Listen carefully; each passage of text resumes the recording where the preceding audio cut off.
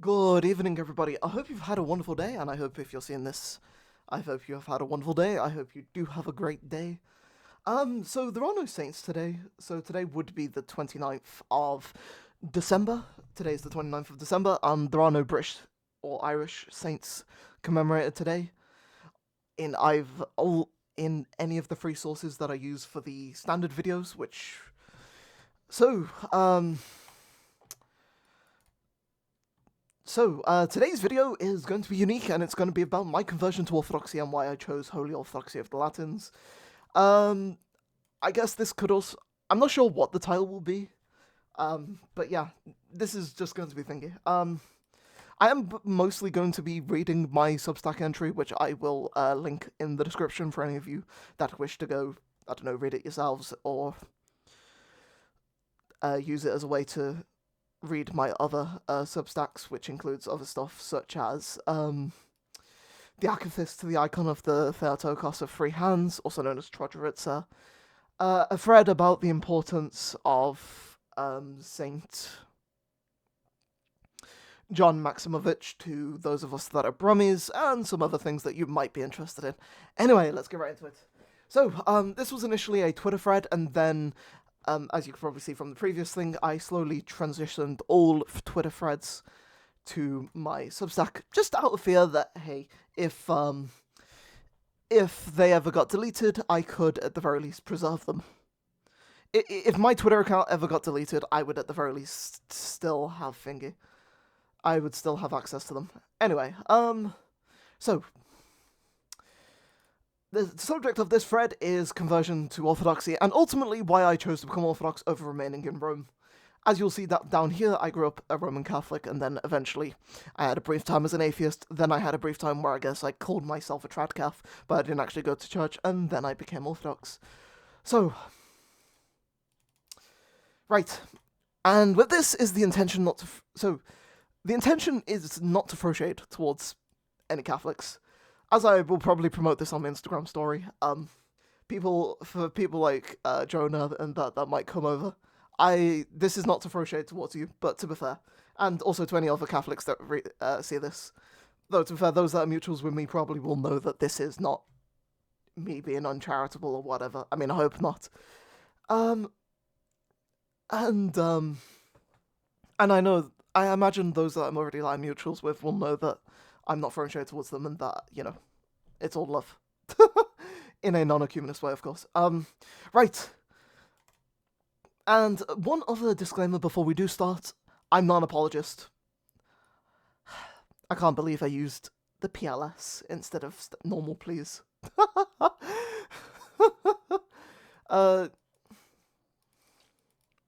So yeah, don't expect this to be like an utter takedown of the Roman system, like what you would see from people like Dia Ubi, Sorin, Luigi, Mario, etc. Right.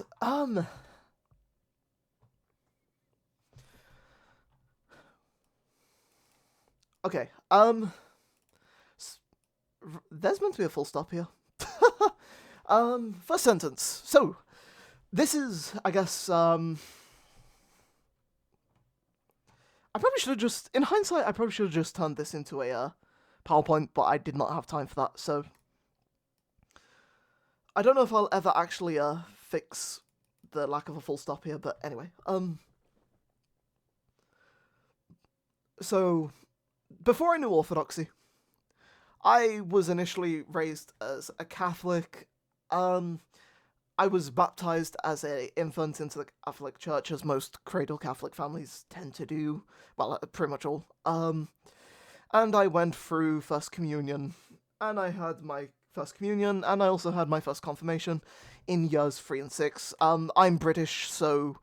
And do forgive me for any Americans or whatever watching this. I don't know how to translate that to your system, but yeah, that's the years that it happened for me, respectively, here in the UK. And at my particular school. So I do want to emphasize, my family are not, like, super tradcasts that would, like, read the, church fathers every other day. Which I'm sure there are plenty of tradcath families that do that. So, my family only goes to church when sacraments happen within the family. I imagine when I was baptized into Holy Orthodoxy, that was probably the first time in a long time that they had been to any sort of church. Anyway. And also, whilst I am technically going to fall into the trap of making the argument of, but I was raised Roman Catholic, I do want to...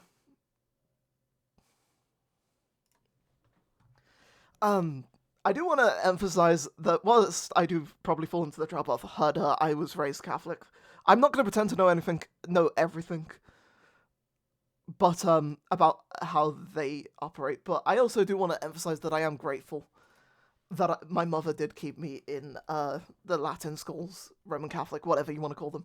I think for simplicity's sake, I'll probably just call them Latins, just because it's easier. And, this video could potentially be 40 minutes long if I go over all the other different things. Anyway, so, yeah, I'm grateful for what I was shielded from. And when I was young, my nan taught me a evening prayer that would become important later on. Anyway, so... how do I explain how the UK schooling system works? So it's like,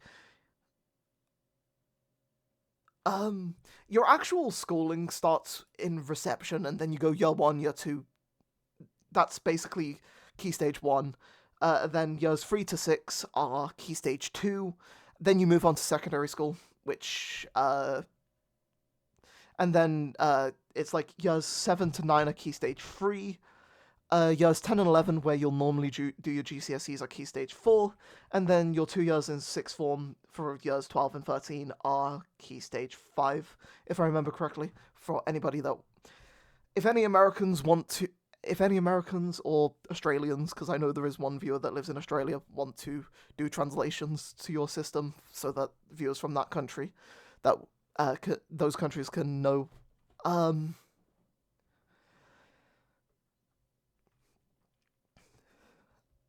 they can do, those kind of comments would be great. Anyway, so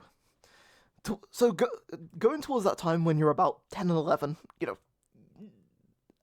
so around about 11-ish, when you turn 10/11, you do your SATs in year 6, and then you go on to secondary school. So I'm newly double digits. I've had my confirmation, but I start ceasing my belief in a few reasons. And you're probably all going to find them cringe, which is why I probably wish I would have done a PowerPoint on this, but... 1. RE. Religious education, sometimes called religious studies, was boring. I want you to put yourself in my shoes for a second. What do you think sounds more interesting? Talking about how we've all got to live peacefully, coexistently, whatever, and maybe a very tiny amount of actually, diving deep into Christianity or whatever. Like, probably that doesn't really exist at all. Or science, where you get to do cool experiments, dissections, mixing chemicals, physics stuff, talking about the bloody solar system or whatever. And, this excuse will also be cringe, but I watched the first YouTube culture war, in which the Baptist evangelical types, at least from my POV at the very least, did seem to lose these debates to atheists that would become the skeptic community. So, I guess people like Amazing Atheist, etc., all seemed to be able to win the debates. Which obviously, a lot of things have spiraled from that. So without much thinking, and with the lack of higher church apologists, I should probably emphasize, I think in hindsight, I don't want to say that they don't exist, but that they, you know what I mean, like, the big debates back, like, if we go back 16 or so years ago, were done basically by Baptist evangelical types. The people that don't give any care whatsoever to church history. So, from my point of view, it's like, it was basically the choice between those, and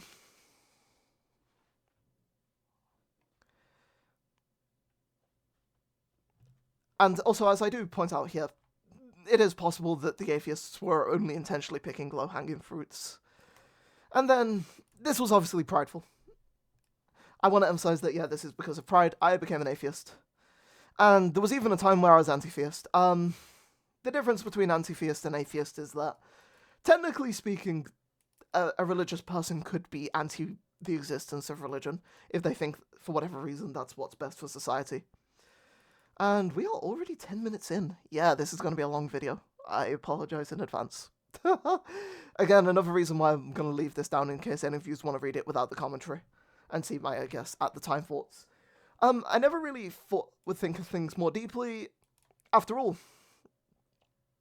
I was still saying the prayer that my nan had taught me in order to sleep, yet never thought more on it. I need to sneeze. Bless me. Right, I'm sure they're probably... but yeah, fun fact, in order to sleep, I still needed to say that prayer, and so remained in an atheist phase for way too long. I think there were times where I showed hope, where there was potential for me to end it, but, and also, I did spend a few years as a communist, so, where I, at the very least, called myself a communist and read some theory. But anyway, fortunately for me, I was a bit open-minded at the very least politically, and so I began watching The Inquiry, which is one of Sargon of Akkad's sub-channels. Well, it was back a day his second channel. And I also read the book by Lauren Southern that's titled Barbarians. I think I have a copy of it somewhere. It's called, like, Barbarians, Boomers, and Islam, or something like that. Anyway, yeah, I don't remember I was able to begin a political journey to becoming more right-wing. This is obviously not a political piece, but you can kind of imagine that this kind of is starting to sow seeds where I can, later on be pro-religion at the very least. I probably would say that by the time when I was starting to consume this kind of content, my anti-theist days were long gone.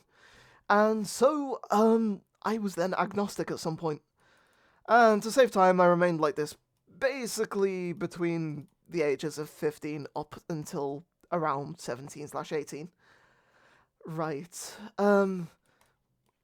So when I was 17, and something major happened in October 2017, I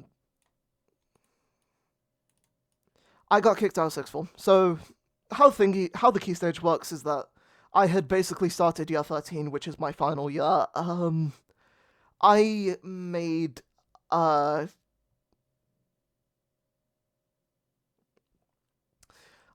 video that basically got me kicked out of sixth form. I won't elaborate too much on that, and once again, if any of the people that... I did make peace with one of the people of that old group of friends.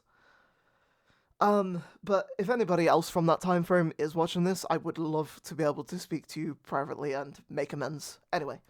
But yeah, and so I ended up with a lot of spare time on my hands and I also had AS levels, which I guess is better than those that only have puts me in a better position than those that just have GCSEs. But not quite the same position that those that have full-on A levels would have. And to be fair, I think in hindsight, the Lord allowed this to happen to humble me. So I am very grateful for that. Anyway, and so as all my friends were doing, I was watching YouTube, and well, due to the aforementioned stuff, I've found myself watching some classical theist videos here and there. Wait, what did I mean by this? Was I saying that with my friends I was watching YouTube? Forgive me, even I don't understand my own grammar sometimes.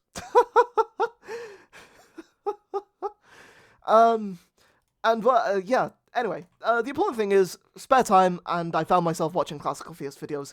He is a tradcath video apologist. I know plenty of my Orthodox brothers and sisters have given him the nickname classical atheist, but I'm not an apologist, or, I have to be charitable, so I will just call him classical theist. And as I am a Counter-Strike player, I'm not going to call him CT for obvious reasons. Anyway, so yeah, and having seen the fruits of atheism, I became theist. I will emphasize on this, I was obviously softening, and then I further softened to a point where I was taking pride in my Catholic upbringing, and even though I didn't go to church, I did consider myself a tradcath. Again, if any tradcaths want to say I wasn't truly tradcath, whatever, I'm just saying what I considered myself. And I even say it here, though to be honest, I didn't ever attend a church, whether that was the church where I'd been when I was younger to receive my initial sacraments, or whether it was the one in the city centre. Oh wait, I do actually abbreviate him. Never mind.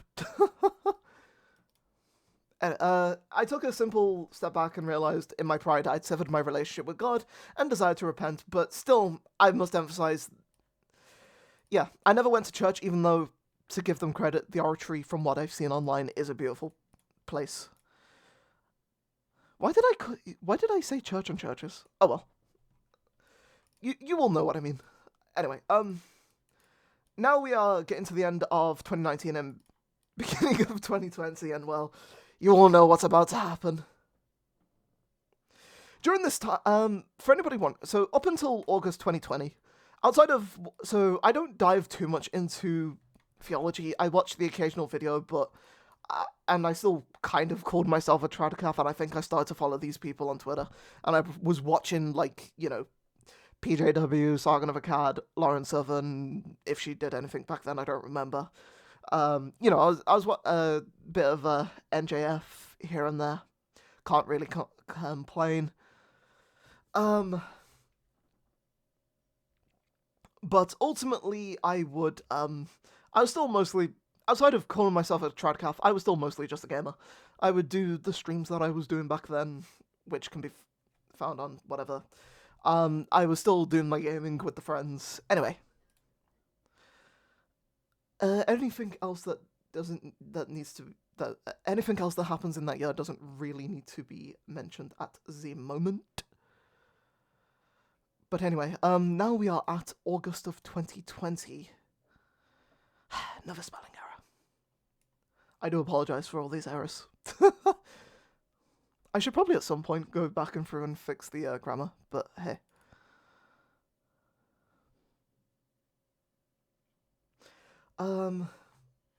Right.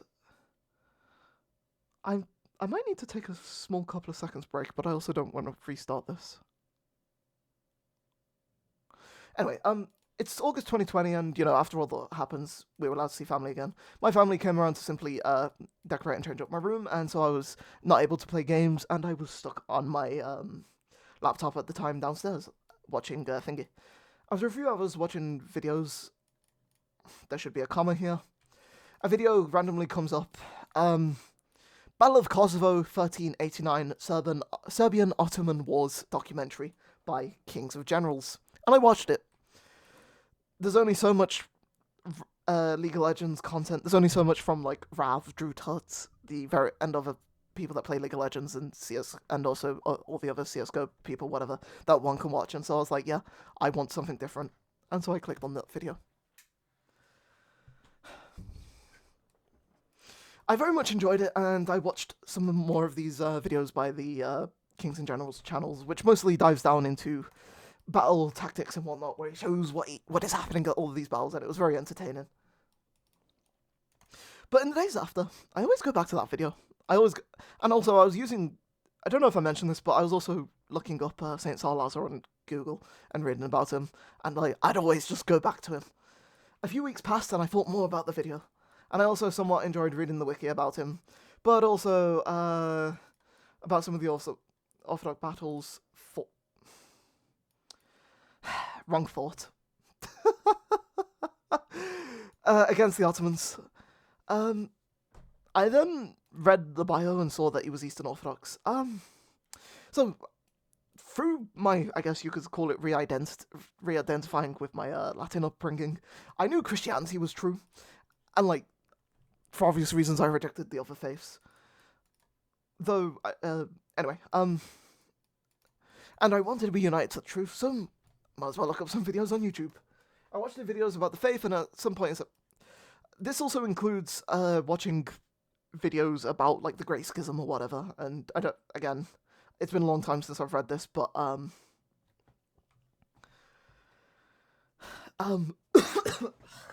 sorry. I also watched things about the Great Schism, and I was kind of like, the Orthodox have a point.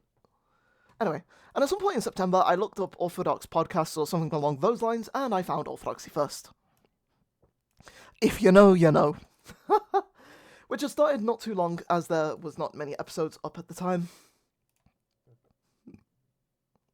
Because I think he started in, early September of 2020, and I think there'd probably been, 3 to 6-ish videos by the time I'd found the account. So, I was very much an early subscriber. Not in a bragging way. Anyway, I enjoyed the episodes and subscribed and would watch any live streams done. I also, in this time, would learn about... What did I phrase it as learn about? I started watching The Real Medway, aka David Arn's videos. And I similarly really enjoyed his videos and streams. The Orthodox YouTube community was amazing. I mostly was experienced this via Orthodoxy First. I know OF has other meanings, but this abbreviation is for Orthodoxy First. And we're starting to sympathize with the Orthodox case in regards to the schism, because again, I was also watching Thingy. I can't express how wonderful Mr. Kandrat's community was on YouTube. But I still had a choice to make. Remain Latin. I wasn't going to travel to London, so I would have been Latin right. Or I would decide that I want to become Orthodoxy when Orthodoxy was a foreign faith. Contrary to what Catholics try and say, it's a lot easier for me, or even people that were brought up Protestant, to just go to the Western option, especially me as somebody that was born and raised Catholic. It's, Latin. It's a lot easier to just go to the oratory and be like, sup, I fell away from the faith, whatever, than it would have been for me to show up to an Orthodox church. Anyway, right.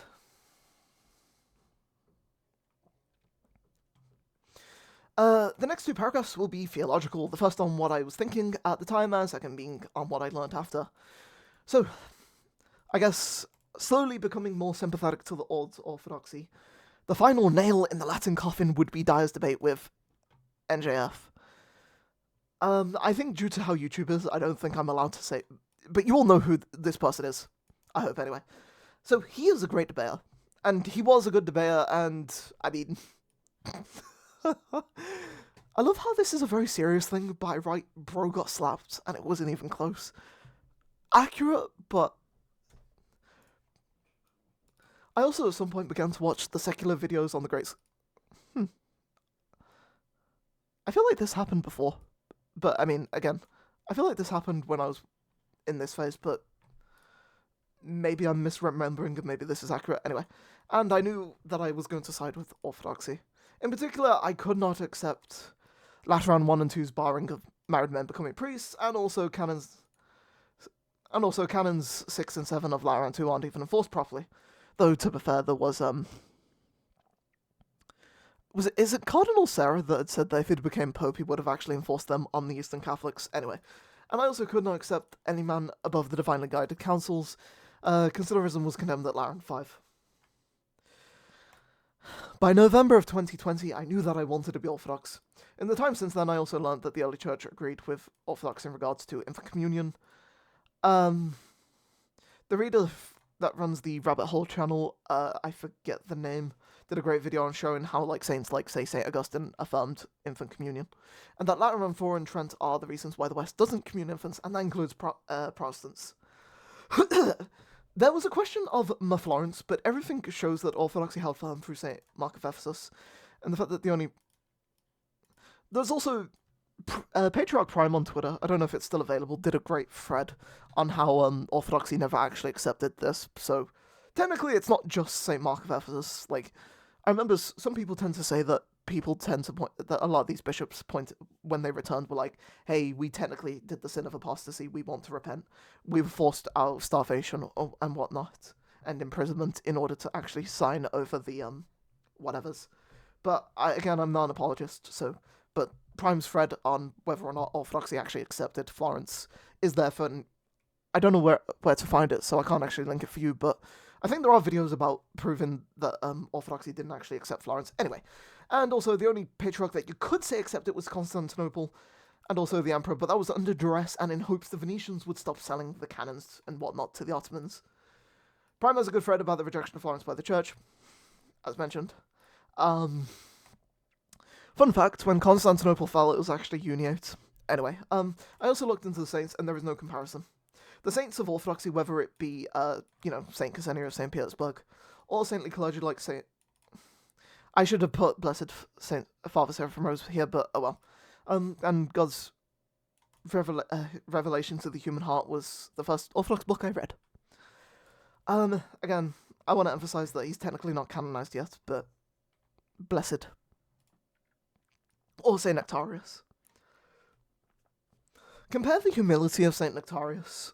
Well, compare the humility of a pre-schism saint, like, say, Saint Chad, the patron saint of here in Birmingham, to, I don't know, the Latin and humble saints like Saint Nectarius, and then also, I'll rephrase it, compare Saint Nectarius to, I don't know, name your like Latin post-schism saint, and it's very clearly that the humility of Saint Chad is more with Saint Nectarius than it is with whatever example you bring up.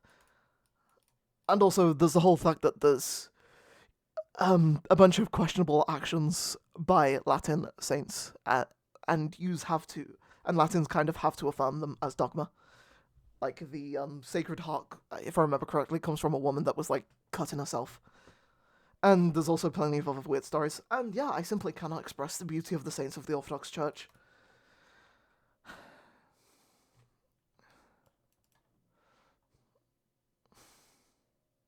Seems like a good time to mention, before anybody asks, that I knew the Prots didn't have the truth as well. They have no connection to church history. I mean, I'd still say overall this is true. Maybe this is a little hyperbolic, but for the most part this is accurate.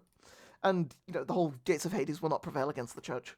Modern Prots have the issue with Nestorianism, Zionism, and, well, online. The Hammers were sort of most despicable people ever. Yes, even worse than Tradcasts and Orthobros. I don't think anybody like Redeem Zoom will ever see this, but if you're allowed to reject Orthodoxy because of Herder Orthobros, I'm allowed to reject Protestantism because of the Hammers. Anyway, over time I continued to follow more people on Ortho Twitter, and most importantly saw that every argument by Lions and Prots was either 1, incorrect, 2, a straw man, and so Orthodox would be the actual apologists, I cannot speak, that's how you can know that this is not AI or whatever, would be easily able to debunk the lies spread about Orthodoxy, which made it easy for me to see that they were in the truth. This is why I, at the time at the very least, took issue with the calling of non-Chalcedonians Monophysites. I'm not as opposed to this term for them now. I tend to just call them Sovereigns, or non-Chalcedonians, just because it is easier and is less controversial. And so at this point and so, with it being late 2020/early 2021, I began to look at the Rokor churches. Yeah, I don't know why I was only looking for Rokor. I think that's because, online, most of the people that took the faith seriously seem to be Rokor.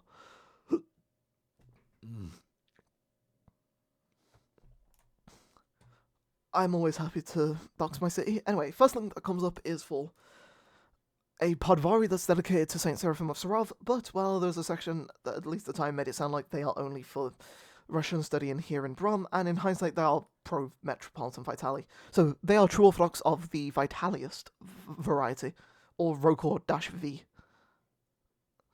And they also weren't doing services at that time, at the very least according to their website.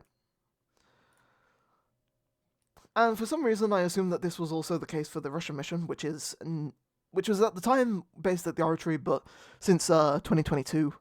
Is it 2022 or 2023? Anyway, since then, they've been based at St. Agatha's, which is a Anglican church in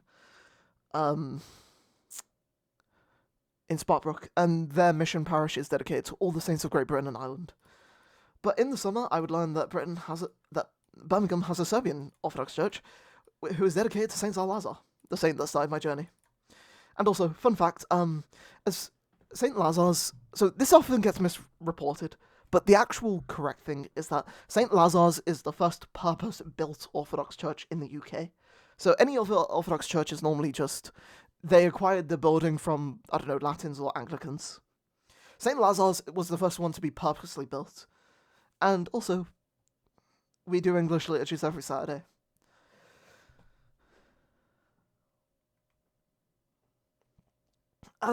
So, seeing that they did services, sent a message via the church to... That was weird.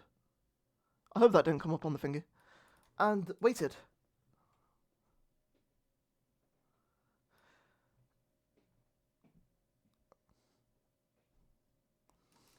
Forgive me if you've heard that noise. It's late. Anyway, eventually we get to 2022, and I decide to phone and voice my desire to convert. I was told about the Saturday services, and so was ready to attend. And on Saturday, the 29th of January 2022, I attended my first Divine Liturgy. Fast forward to January 2023, and I became a catechumen, and then on Holy Saturday 2023, I was baptized. And in Lent 2024, if I pull up my Instagram... No, Lent 2025, forgive me. That's not what I wanted.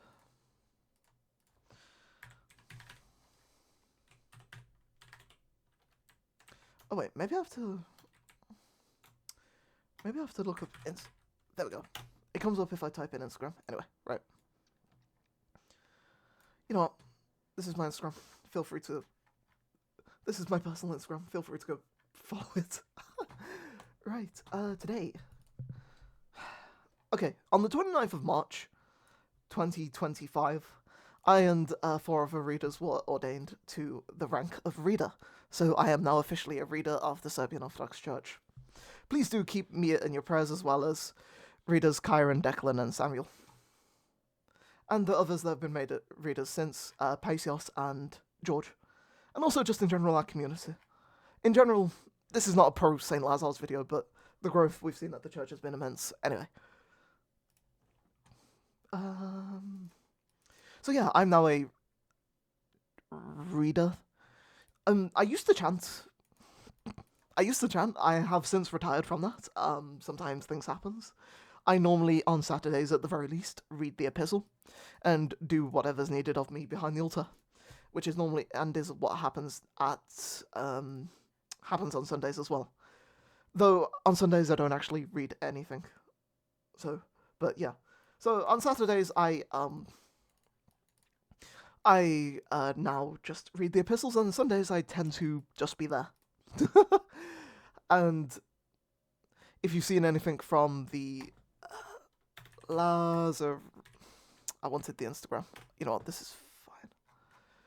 Where are your Instagram, Father?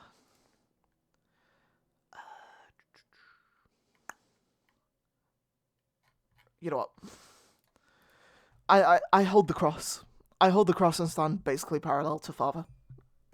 I was going to show that off, but I also don't want to go through all of the videos in a video that's not really about that. Anyway, so, 33 minutes. There is some questionable grammar mistakes. I'm very disappointed in myself.